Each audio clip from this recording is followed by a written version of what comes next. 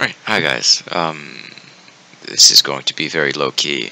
I'm just going to be thinking through some thoughts. Hopefully, it's a very soothing and hypnotic exercise for you as well. I'm going to be sort of thinking through a tension that I've sort of experienced through my own, venture into Counter-Strike journalism between pundits and analysts. So I'll define the two, and then I'll talk about how there's a difficulty there between the two that I find interesting and almost unsolvable. So I hope that it's interesting for you as well. So let's get just right into it. So let's take an abstract concept as an example. Let's take a proposition like Xantares has good aim. Now that proposition is an abstract one. There are more abstract propositions like Xantares is good, but generally speaking that's quite an abstract concept. And the way we would go about determining the truth value of that proposition would be through observation, right? We would go and watch a demo or watch many demos of Xantares, and we'd watch the way he moves his crosshair and sort of get a general impression, a feeling of what his aim is like. And then from that we get an impression, and then we'll determine the truth value. So if he gets a lot of shots and they seem to be relatively fast and the movement seems crisp and the crosshair placement's right, and all these things will go about and saying, yeah, he does have good aim, or no, he doesn't. And I think that that's the kind of way that a pundit would see. That's the way that I would see it. But an analyst would see it, I think, in a different way. Which is that I think that an analyst will have a cognitive understanding of what composes a good aim and what doesn't. So, for example, he'll be able to know what makes a crosshair placement good or bad. For example, someone you might think like, oh, it's headshot level, but yeah, but is it at the right spot in this angle? Do people regularly peek it wide? Do people jiggle peek it? What's the normal distance that people travel? So, because that will determine where his crosshair should be. Are there people behind him? If it is, he should be looking behind him, and that's the way in which game sense and crosshair placement are related. Is he peeking from angle to angle in the right way, because that's the normal or the best path that someone would take as an entry? All these questions are questions you only understand if you really understand the micro decisions that players should make from round to round and from second to second. And that will give you a more developed and a more profound understanding of what makes a player have good aim or not, right?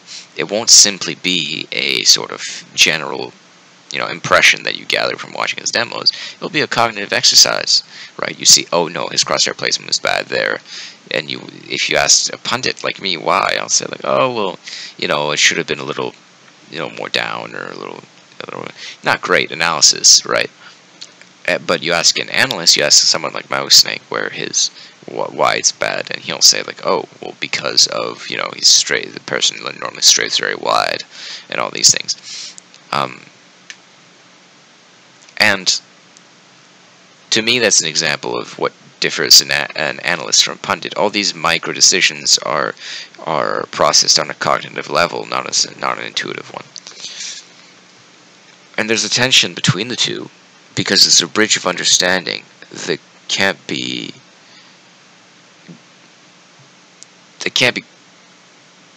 grasped by the pundit. So when a pundit talks about, oh, this player has bad aim, he's talking at a level that the pundit can't understand. Sorry, I think I said pundit. If an analyst talks about why a player has bad aim, the pundit can't necessarily understand why he reached the conclusion that he reached, even though he might agree with him. And so the tension between the two arrives when the pundit makes a proposition. Let's say Cajun B is a bad opper, and let's say the analyst, someone like MSL, right? So MSL will probably defend Cajun B and say, no, he's not. Now, MSL is a much better analyst than I am at this game. So, one would wonder how I would go about defending my proposition. Because the tension is that my proposition is probably true. But I can never convince MSL of that, because the language that I would use, he would be able to argue against better. Let's take the example of a biologist, or let's say an ecologist, who is a man-made climate change skeptic, right? I have no information on biology or ecology or any sort of natural science, and so I would assume that man-made climate change is real, or the truth value of that proposition is true, and he would say that it's false. Now, if we were in an argument, it's very likely that I'm right, but he would convince me before I convince him, and he has better reasons to believe that it's wrong, given the fact that, assuming he really believes it, than I do. Because why do I believe that climate change is man-made? Because most scientists seem to agree that that's the case and all this. Well, he has an actual education, an actual background in believing that support his proposition, which is that the truth value of the man-made climate change is false. In the case of analysis, MSL has way more context, way better analysis, a much greater understanding of the game, and so he'll be able to argue that Cajun B is actually not overrated. Oh, look at the way that he uses flashes and all these things, all these shot calls, and look at these decisions and all that, and all the tools that he has at his disposal to support his belief will be stronger than mine. And so MSL might be wrong about Cajun B being a good opera, but he has a better reason to believe that Cajun B is a good opera than I do to believe that Cajun B is not. That's a problem, right? Because let's assume that I'm right. I have no way of convincing, and I don't even have a good reason compared to MSL to believe that I'm right, and yet I'm still right, because the truth value of the proposition is independent of what I or MSL think about it. So I'm right, and I have no way of telling him that I'm right. I have no way of convincing him. And he shouldn't buy my arguments either. Rationally, I should believe him before he believes me. So it's a very difficult question, because if you're a pundit, it means that you can never be right. Now, you can be right, but you can never be justified in being right.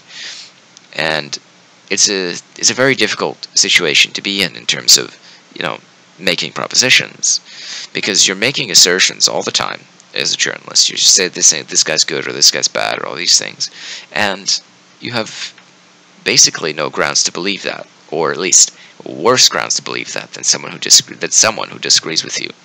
Now, obviously, this is not only a problem in Counter-Strike, but it is a problem when we think about making propositions, which is how much information do we need to make propositions, and how seriously should we take our own propositions if we don't have good reason, or not as good a reason as someone else who disagrees with us. It's a complicated question.